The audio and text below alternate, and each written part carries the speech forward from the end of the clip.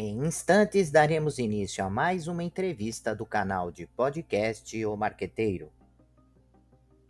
Você pode acompanhar também esta entrevista pelas principais plataformas de podcast. Olá, amigos do canal de podcast O Marqueteiro, seja bem-vindo, seja bem-vinda.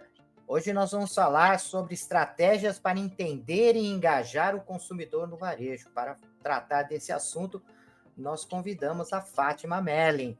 A Fátima, uma breve apresentação da Fátima, porque ela tem um currículo maravilhoso, né? Ela é especializada em melhorar a experiência com o consumidor, ela é conselheira certificada, né? Atuando na área de varejo, de tecnologia, na educação, é mestre no comportamento do consumidor e tem MBA em marketing com 30 anos de experiência no varejo. Eu faço isso também, eu parei nos 30, viu, Fátima?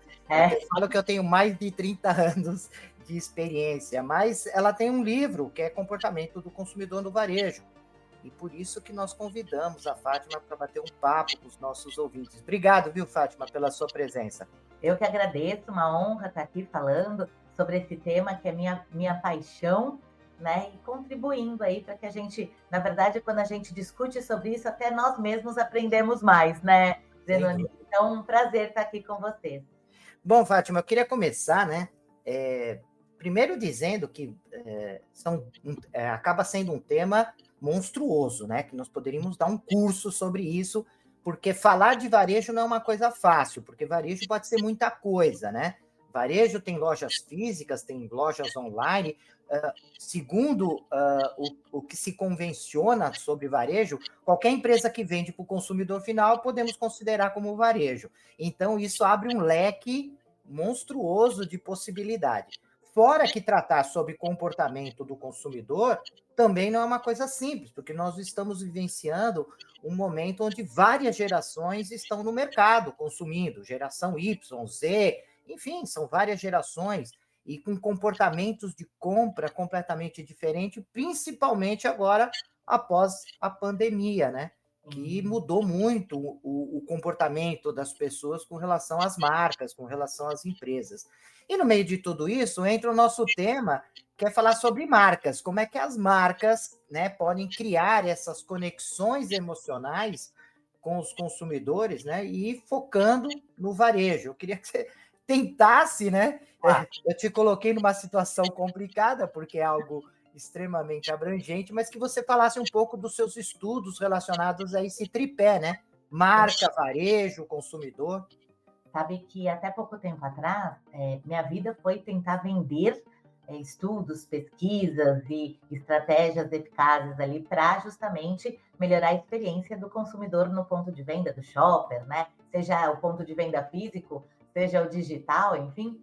E até pouco tempo atrás era muito mais complexo, né? Não se dava tanto valor, por incrível que pareça, muito se fala sobre o cliente no centro das decisões, mas as aplicações mesmo ainda estão longe de ser algo efetivo na prática, né? Porém, dos últimos anos para cá, o acirramento da concorrência, depois da pandemia, então várias questões vieram ocorrendo que se no passado eu ia lá de porta em porta falar da importância de se conhecer o cliente, de se entender o comportamento para direcionar melhor as ações e com isso maximizar resultados, seja na atração, seja na conversão, seja na retenção, hoje em dia isso tornou-se vital, né? Porque eu brinco, eu costumo dar um exemplo bem simples. A gente aqui, existem inúmeras formas de você conhecer o cliente, desde os métodos tradicionais, né, de pesquisas mais tradicionais, metodologias, seja DOC, sindicalizada, seja observação no ponto de venda, seja face-to-face, seja grupos de discussão, e hoje em dia metodologias muito mais tecnológicas, eye tracking, test tracking, inclusive o uso da inteligência artificial para entender comportamento, entender séries históricas e prever e predizer, inclusive, comportamentos futuros para você direcionar melhor as ações e oferecer uma experiência diferenciada. Só que hoje isso se tornou crucial diante desse ambiente altamente competitivo e nunca aconteceu em outras épocas de você ter tantas gerações combinadas no mesmo momento, né? Que tem hábitos, comportamentos, estilos de vida, valores, crenças distintas. né? Então, você não conhecer o cliente, você pode até estar fazendo uma ação que você eventualmente acha que é positiva, uma oferta, etc., mas você está perdendo dinheiro. Só para você ter uma ideia, no varejo, nos últimos anos, em média, se perdeu mais de 12 bilhões em ofertas equivocadas. Não conheço o cliente, não olho o cupom, o comportamento dele, o ticket de compra, faço lá uma oferta, compre 3, pague 2, ele já comprava 3. Só afetei a margem, não melhorei minha imagem de marca, não converti mais clientes, não melhorei resultados. Então, eu digo o seguinte, né, que se no passado eu insistia da importância de se conhecer o cliente, hoje, cada vez mais, conhecer o cliente, entender de fato seus comportamentos, suas necessidades, seu processo decisório, é vital para você, de fato, oferecer experiências diferenciadas, né? E aí, com isso, melhorar o seu nível de serviço, seja numa loja, ou no ambiente, seja num serviço a oferecer, num produto, no posicionamento da sua marca, na linguagem, na comunicação, na publicidade, no marketing, em todos os pilares, né? Que a palavra de ordem da atualidade, eu só consigo personalizar ou direcionar minhas ações, seja em marketing, em produto, em serviço, se eu conhecer, né? Então, o primeiro passo aí é conhecer. E por sorte, hoje a gente tem muitas formas de conhecer esse cliente, né? E é interessante, né, Fátima, que você está colocando algumas coisas eu vejo que as empresas, de uma maneira geral, não só as do varejo, elas estão apostando muito nessas tecnologias e elas estão apostando muito, sobretudo, na inteligência artificial, como se a inteligência artificial fosse resolver os problemas de relacionamento que você mesmo colocou, né? Quanto se perde de dinheiro, né, dentro desse funil de vendas, quantos clientes desistem nesse processo ou na jornada do cliente porque não aconteceu um atendimento como deveria acontecer. E eu vejo muito a presença hoje em dia da inteligência artificial como uma possível solução para determinados problemas de relacionamento. Só que o relacionamento, ele não pode ser substituído completamente pela inteligência artificial, porque a inteligência artificial ela tem as suas limitações, né? Em relação a, por exemplo, empatia. Você, né, não vai conseguir colocar até agora, né, uma tecnologia que consiga fazer tudo isso. E tem uma série de equívocos também que a inteligência artificial ainda comete em relação à forma de atuação. Como que você está enxergando essa aproximação da tecnologia? Como que as empresas do varejo estão se preparando para poder atuar de uma maneira mais efetiva com relação ao atendimento ao cliente? Sim. Eu brinco, eu falo que, olha, de fato, a inteligência artificial está aí e, na verdade, está aí há muitos anos, né? A gente que trabalha com pesquisa de comportamento do consumidor e shopper, a gente já tinha métodos e usava-se algoritmo no passado, lá nos anos 80, 90, para poder entender e identificar comportamentos e criar clusters de clientes, né?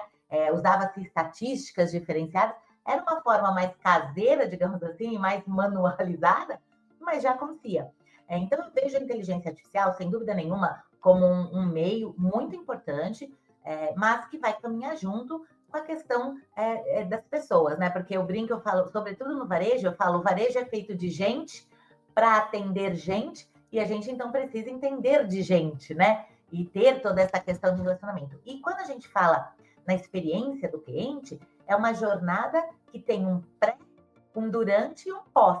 Né? Em muitas dessas atividades, sem dúvida nenhuma, as tecnologias todas que nós temos, não só a inteligência artificial, mas N outras, nos ajuda a melhorar a comunicação, a agilizar processos, a, por exemplo, reduzir níveis de ruptura, melhorando e calibrando demanda.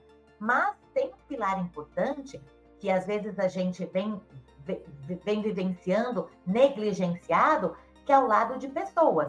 Para que a gente possa, inclusive, potencializar o uso da inteligência artificial, nós temos que ter pessoas capacitadas, formadas, desenvolvidas, que saibam fazer boas questões. Inclusive, eu estive num evento recente sobre o futuro, né? Muito bacana, falando muito sobre inteligência artificial, mas um dos pensadores trouxe um questionamento que foi a primeira vez que eu ouvi. O receio e o medo dele do futuro da inteligência artificial, porque ela depende de excelente qualidade de dados que entram, mas de excelentes perguntas. Se eu estou vivendo um ambiente onde eu estou, entre aspas, meio que tudo é mais superficial, ninguém quer mais ter profundidade nas análises, no estudo. Eu mesmo, como professora, dou aula de comportamento do consumidor, que é uma aula pesada, densa, com muita variável. Você tem que simplificar, porque as pessoas não têm paciência, quer tudo lá, videozinho rápido. Ele se questiona qual será o nível de respostas que teremos se não soubermos fazer boas perguntas. E nós estamos tendo uma formação de indivíduos que não está se preocupando com essa profundidade de conhecimento analítico. Então, eu costumo dizer que é sempre importante o equilíbrio, né?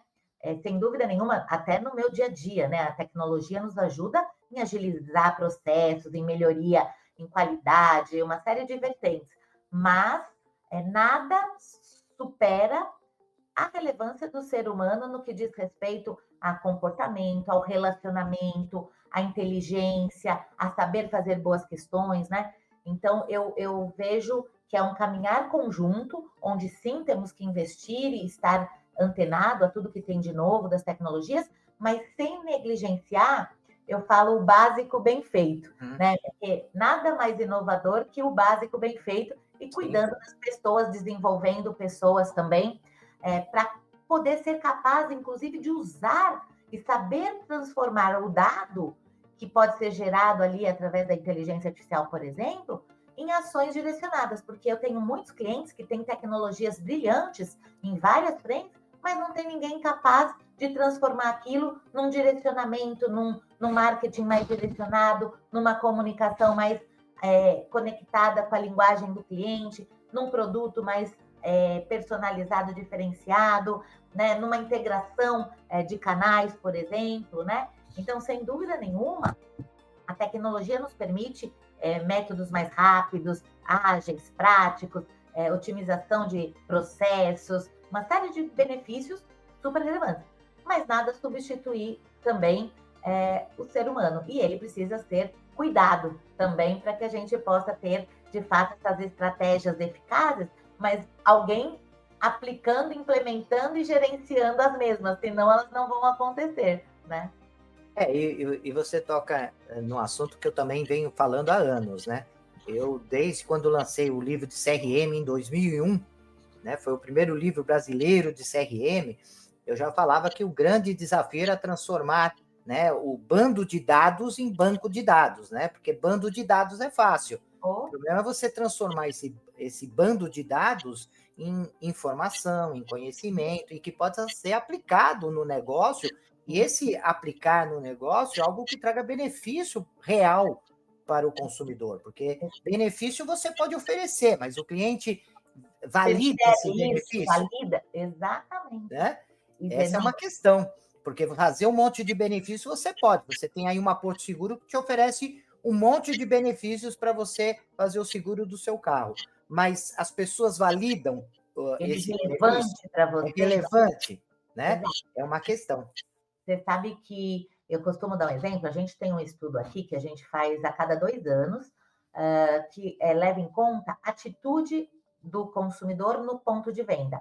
E a gente classifica ele em vários grupos. Os buscadores de oferta, os orientados à marca, os inovativos, aqueles que querem agilidade e praticidade, né? Os rapidinhos ali, não querem perder tempo. E aí eu costumo brincar dentro desse contexto, eu falo, olha, dou esse exemplo para os meus clientes proporem ações. Eles falam, não, mas o que isso implica nas minhas decisões? Então, eu dou um exemplo. Você vai fazer lá, investir numa promotora que vai estar ali fazendo a demonstração de um produto, falando benefícios, mas você tem uma shopper acelerada. Faz sentido ou não faz sentido? Você vai estar perdendo dinheiro, porque para ela isso é uma barreira para o processo de escolha de compra. Então, conhecer o cliente e saber usar essas informações, eu acho que é o grande desafio hoje e que a gente precisa formar pessoas, principalmente no quesito do varejo. O varejo não tem ainda um hábito grande de trazer para a sua equipe profissionais da área de dados, profissionais da área de análise, pessoas expertas em transformar dados em insights acionáveis, né? É o que mais a gente faz aqui em termos de formação, de desenvolvimento, para traduzir dados em ações direcionadas para desenvolver um produto, para melhorar uma comunicação, para uma oferta mais direcionada, e assim vai, né? Então é super importante isso que você está falando. Você vê, no sábado agora, acho que eram umas 4 horas da tarde, eu fui buscar meu óculos, troquei de armação e fui pagar com o meu cartão. Como foi uma compra e um valor que eu não estava acostumado a fazer, recebi logo na sequência uma informação do banco que o meu cartão foi bloqueado, né? E eu falei, poxa, mas eu preciso pagar. Foi um constrangimento, porque, enfim, tive que usar o cartão da minha esposa, que ainda bem que ela tinha levado, enfim, para pagar a minha armação, e depois fui tentar ver se eu conseguia desbloquear, e descobri que o banco só liberava para desbloquear na segunda-feira, quando o sistema voltaria. No final de semana, eles não atenderiam para fazer esse desbloqueio. Liguei para minha gerente na segunda-feira, ela me disse que foi por conta da minha segurança, né? Que na verdade é segurança do banco, porque eles teriam que pagar e arcar caso o valor não fosse. Então não era para a minha segurança, foi para a segurança deles, né? Banco. E eu fiquei o final de semana sem poder utilizar o meu cartão, enfim, ainda bem que a minha esposa tem a conta dela, e enfim, nós não tivemos esse problema. Mas foi um constrangimento, né? Então, assim, fazer e apresentar benefícios para o consumidor é muito legal, mas você tem que ter uma estrutura pensando em todas as dores que isso pode ocasionar, né? Sim. E que tipo de serviço é relevante? Eu brinco, eu falo que hoje, quando você fala experiência do cliente, né? Ser boa, ser ruim, de todos os estudos que a gente tem, Zenoni, nenhum cliente fala que quer uma coisa uau, tá? Todas as vezes que eles se manifestam que é uma boa experiência, muitas das vezes, eu diria 99%, tem a ver com questões básicas que não estão sendo atendidas. Vou trazer para o olhar do varejo, que é a minha especialidade, né? Então, eles falam de indisponibilidade de produto. Eu fui até a loja, ou naveguei no site, cheguei lá, o produto estava indisponível, ruptura. Cheguei lá, o produto estava com preço na gôndola, outro preço na saída do check-out.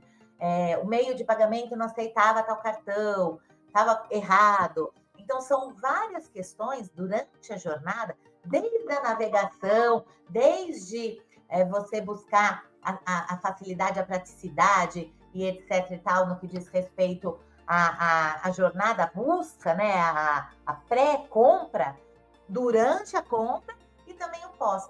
A maior reclamação dos clientes, por exemplo, está no quesito devolução ou troca, né? Quando a gente pensa no universo digital. Porque ele fala, poxa, o cara faz tudo para que eu compre, mas se eu tenho algum problema depois, é um sacrifício muito grande. Ou mesmo quando a gente tem notas muito baixas, por exemplo, hoje quando você fala dessas formas que surgiram muitos, né, do cashback ou do retorno, só que é tão difícil para o cliente ter que ele prefere perder.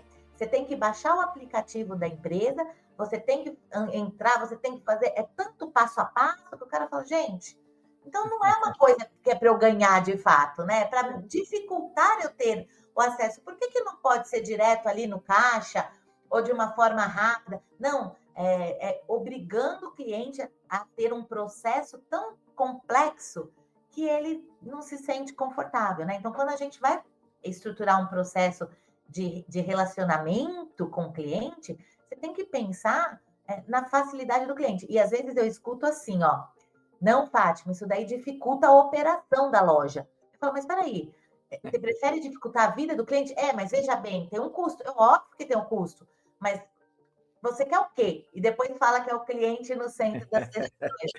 Então, a gente tem um desafio grande de verdadeiramente olhar para cada etapa da jornada, né, de compra e consumo, seja no on, no off ou de maneira integrada, para colocar o cliente no centro das decisões, olhando pela ótica do cliente, mesmo se colocando na pele do cliente e pensando nas atividades para eliminar o máximo de atrito possível, né? E também nos programas de fidelidade e recompensa, que a grande maioria, a gente fez um estudo recente que pedia para dar nota, né, nos programas atuais, de 0 a 10, a nota é 6. É triste, né? embora tenha um boom aí, e cresce, etc., a maioria reclama por essa dificuldade de... Não é simples eu poder ir lá e ter o bônus, ou o cashback, ou a recompensa, ou o benefício. É complexo, né? Então, você vê quantas oportunidades a gente tem ainda nesse olhar, conhecer o cliente, entender suas dores, seus desafios, necessidades, e traduzir isso em ações direcionadas em todas as frentes, né? Sim. E é engraçado que essa semana eu assisti a última palestra que o Kotler deu, né? E ele falou da importância do relacionamento com o cliente. E eu fiquei me perguntando, assistindo a palestra dele, que ele fala isso sempre, de formas diferentes, mas ele está sempre falando sobre esse mesmo assunto. E eu fico me perguntando quando que não foi importante o relacionamento com o cliente. Me lembrei do seu José da mercearia, de quando eu era jovem, e que ele sabia muito bem a importância do relacionamento com o cliente. É claro que ele não tinha tecnologia, não atendia a quantidade de clientes que hoje é possível atender com a tecnologia, mas o princípio do relacionamento ele tinha. Ele sabia o que nós precisávamos, conhecia cada cliente pelo nome, sabia qual poderia dar, colocar na cadernetinha e pagar depois, quais são aqueles que não poderia colocar na cadernetinha. Enfim, ele tinha todos os princípios de um atendimento premium, né? Apesar das limitações tecnológicas. E o Kotler vem falando sistematicamente dessa importância como se fosse algo novo, né? Porque novo não é. Sempre foi importante, né, se relacionar com o cliente. E você sabe que eu dou risada, porque agora surgiram, né, vários nomes chiques, né? FIEX, UX, etc. E eu tive a sorte de trabalhar na Associação Brasileira de Supermercados. Então, eu lidei e convivi com líderes inspiradores, né? Que saíram lá de pequenas mercearias e viraram impérios no que diz respeito ao varejo alimentar, sobretudo. E interessante, porque um deles me disse uma vez, eu fui escrever meu primeiro livro, que era Meu Cliente Não Voltou, e Agora? E eu entrevistei vários varejistas para dizer o que implicava isso, como que funcionava, e ele me trouxe esse tema. Ele falou: Fátima, a bem da verdade, desde que o mundo é mundo, quem vende algo para alguém tem que estabelecer um relacionamento e tem que conhecer, e tem que, etc e tal. E a gente fazia isso na época do balcão, porque a gente sabia o nome do cliente, o queijo que ele gostava, e tinha essa interação em uma proporção pequena. O advento da automação foi muito positivo, então tornaram as lojas de balcão para autosserviço, e começou a crescer e modernizou, mas ele fala uma coisa que me trouxe uma boa reflexão, e está no meu livro, por isso que eu estou contando. Distanciou o varejista raiz, que tinha essa importância do cliente no centro. De certa forma, o autosserviço e toda a pujança que ele trouxe, benefício para a cadeia do abastecimento como total, mas ao mesmo tempo distanciou esse varejista do cliente, daquele tete-a-tete do relacionamento. E isso se perdeu. E aí vem essa retomada, né, de falar, olha, lá no início dos anos 80, com a história do Código de Defesa do Consumidor, o consumidor começou a ter novamente poder e etc e tal, mas que, na verdade, se a gente olha historicamente, isso foi desde sempre e deveria ser, né? Então, a gente tem que, a retomada, né? Realmente começar a olhar pela ótica, e agora contando com tecnologias que pode acelerar esses processos, melhorar ainda mais o nosso crivo analítico, melhorar ainda mais todo esse conhecimento. Também a tecnologia ajudou a baratear tudo isso, porque eu lembro quando eu comecei há 30 anos atrás, pesquisas sobre comportamento do consumidor, hábito, etc., eram caras, né? Até que surgiu lá mais fortemente nos anos 90 aqui no Brasil, as ferramentas de CRM, que começou, de certa forma, engatinhar e trazer mais flexibilidade nessa era do conhecimento, mas que na prática hoje ainda, é triste como eu te falar, mas a gente fez um estudo recente, até para o meu novo livro, que se a gente fosse mapear o varejo como um todo, seja o alimentar, o farma, material de construção, menos de 4 em 10 varejistas têm, de fato, um acompanhamento, um conhecimento, uma base gerenciável sobre os seus clientes, e aplicam isso na tomada de decisão de produto, do mix, de layout, de precificação. Então, olha como a gente ainda tem grande oportunidade nessa jornada, né? De conhecer e, uma vez conhecendo, de fato, desenvolver ações a partir desse conhecimento direcionadas, né? E aí todo mundo ganharia mais e melhor, reteria melhor os clientes, o cliente ficaria mais satisfeito, não dando notas absurdas aí na jornada quando ele vai para as lojas, né? O nível de satisfação é muito baixo, seja na loja física ou também na digital. Ô, Fátima, ainda nessa linha, né, de relação entre varejo, marcas e comportamento do consumidor, existem vários movimentos acontecendo nos últimos anos, né, e não só por conta da pandemia. São movimentos por conta da tecnologia, por conta de mercado, enfim. Rentabilidade, por exemplo. E uma das coisas, assim, algumas das coisas que acontecem, por exemplo, nós estamos percebendo algumas empresas no varejo tradicional migrando para o marketplace, abrindo uma possibilidade de entrar em diversos mercados diferentes, né? Então, tanto varejista como atacadista, distribuidores entrando nessa onda do marketplace. Também nós estamos percebendo, né, que algumas empresas que eram tradicionalmente lojas físicas começam a entrar nesse movimento virtual, né, nessas lojas online. Além disso, também observamos algumas empresas, como a Cacau Show, entrando aí no segmento de entretenimento, comprando play center, fazendo aí um parque temático, entrando na parte de hotelaria, né, para poder maximizar a experiência no cliente, como você disse, né, o CX, essas coisas. Corre o risco, Fátima, dessas empresas que começam a entrar em outros mercados, aumentar o mix de produto, tudo, perderem a sua identidade, perderem a conexão. Eu falo isso porque nós estamos percebendo algumas empresas sentindo dificuldade no que diz respeito à manutenção no mercado, porque perdeu completamente a conexão com o consumidor, não conhece mais, não sabe o que vendem, para que vende, como vendem, e virou apenas uma feira, né? Até o feirista, o feirante, né? Ele até conhece mais do consumidor do que muitas empresas. Corre o risco de perder conexão com o propósito, perder conexão com a identidade? Super importante esse ponto que você trouxe, de fato é uma realidade e precisa ser trabalhado isso com muita cautela, planejamento, mas, sobretudo, existe uma facção, eu até brinco, eu falo que é facção, porque é uma facção meio negativa, digamos assim, de pseudos especialistas apregoando que você tem que ter uma proposta de valor e uma estratégia comum para tudo isso. Mas você se perde no caminho, né? Uma coisa é eu ser um varejista que quero entregar uma experiência, inclusive imersiva, uma experiência lá de guloseimas, de balas, de chocolates, etc e tal. Outra coisa é agregar uma experiência permitindo aí outras frentes. O que é muito importante? Você ter clareza da sua proposta de valor e não se perder nos cantos da sereia que acontecem no meio do caminho, sem perder a identidade, ao mesmo tempo ter clareza quem é o seu shopper alvo.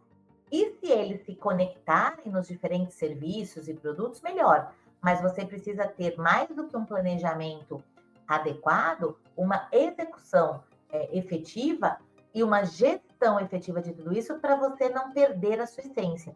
Porque tem muitas marcas perdendo a essência porque quer navegar em horizontes que não eram tão conhecidos e, às vezes, até mesmo um varejo que era tradicionalmente de supermercado, com lojas mais premium, querer ir para o atacado sem trazer especialistas da área para navegar. Acaba perdendo a essência, né? Então, seu ponto é super relevante. Eu acho que tem espaço para todos, sem dúvida nenhuma, a gente vivencia isso, até porque o consumidor, ele não é físico ou digital, né? O consumidor tem as suas necessidades, seus momentos, suas missões de compra, e tem momento que ele está on, tem momento que ele está off, tem momento que ele está on e off, né? Então, o varejo, ele tem que estar, né? E oferecer experiências offline e online. E a a melhor alternativa é aquela que tem sentido para o cliente dele. O cliente não enxerga uma marca, eu vou nesse varejista, ele é loja física. Às vezes eu quero esse varejista, mas eu quero ele, eu estou com pressa, eu tenho lá minhas motivações, eu quero no digital. Então, hoje, o próprio consumidor, ele é omnichannel, né? Ele é omnicanal, né? Ele não faz essa segmentação de canais como a gente especialista faz. Isso é um supermercado tradicional, isso é um hipermercado, isso é um atacarejo.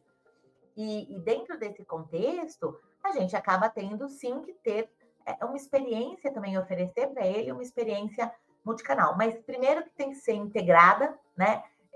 Não pode. Aconteceu comigo recente, tá? Eu comprei um vestido de uma marca super famosa pelo site, porque era mais rápido, fácil, e eu ia precisar com certa urgência.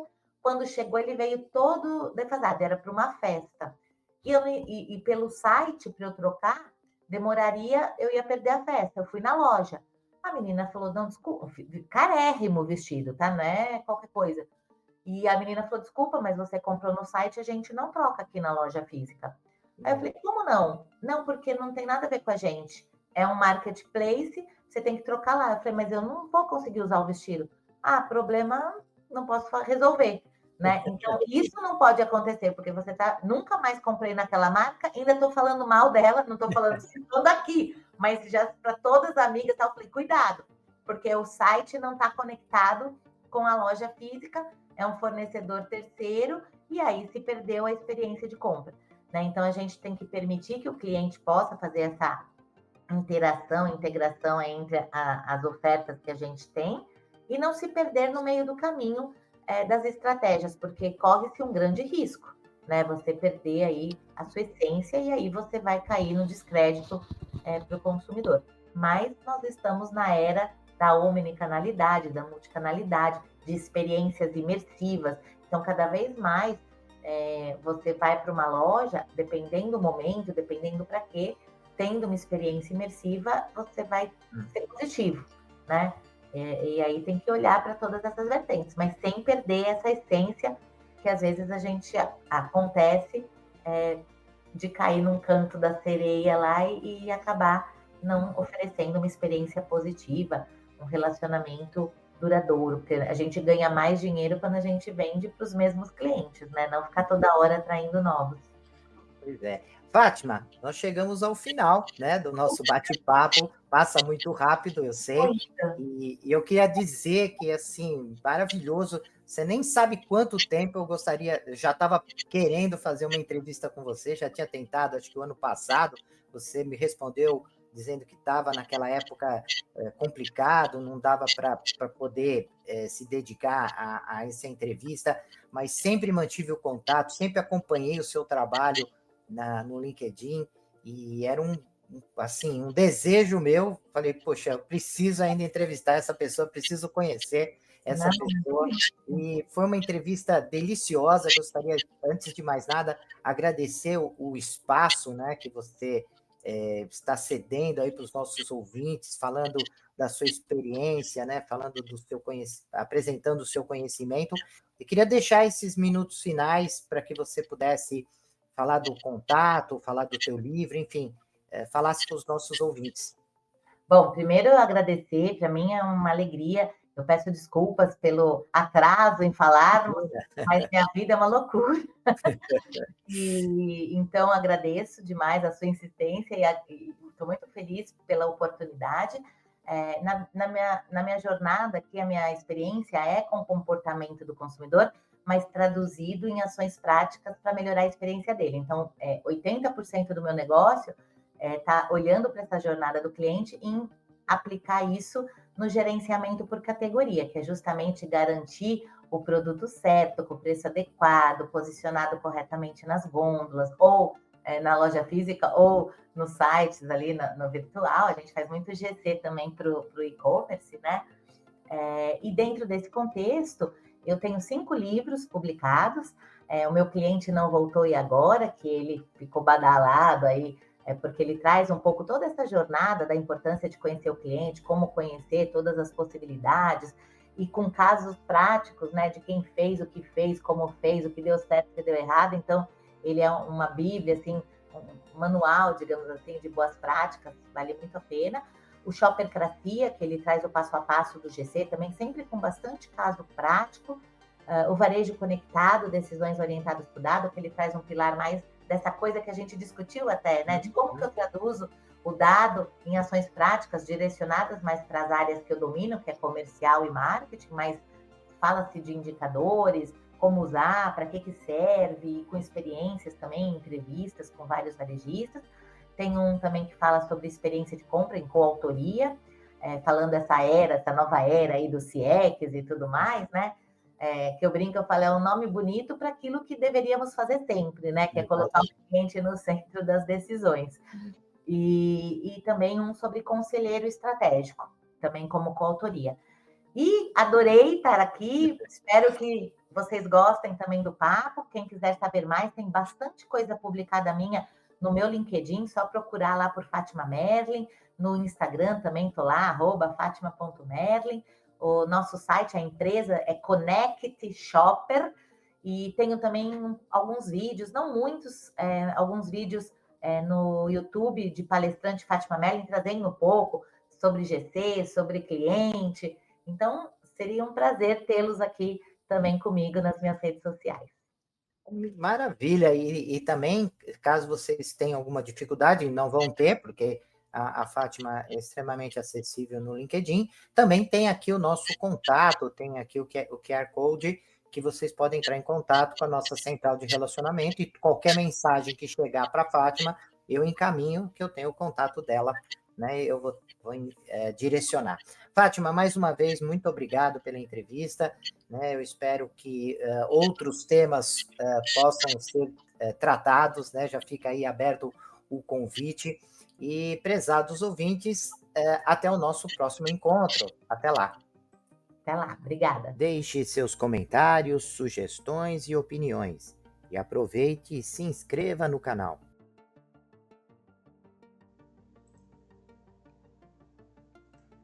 Olá, profissionais de marketing e gestão, estudantes e empreendedores. Você está procurando um podcast que possa ajudá-los a se manter atualizados e aprimorar suas habilidades? Então vocês precisam ouvir o podcast O Marqueteiro. Nós somos um podcast que fornece insights e análises de especialistas em marketing, gestão e negócios, tudo com o objetivo de ajudá-los a crescer e alcançar o sucesso. Cada episódio é repleto de dicas e estratégias práticas que você pode aplicar imediatamente em sua carreira ou empreendimento. E o melhor de tudo, nossos convidados são professores, pesquisadores e especialistas de mercado em suas áreas de atuação. O podcast O Marqueteiro é perfeito para aqueles que estão procurando por inspiração e informações valiosas para levar suas habilidades e negócios para o próximo nível. E se vocês gostarem do que ouvirem, não esqueçam de nos seguir nas redes sociais e compartilhar com amigos e colegas de trabalho. Afinal, quanto mais pessoas ouvirem, mais impacto causará no mundo dos negócios e da gestão. Então, o que vocês estão esperando? Vamos ouvir o podcast O Marqueteiro agora mesmo e transformar suas carreiras em empreendimento? Até o próximo episódio.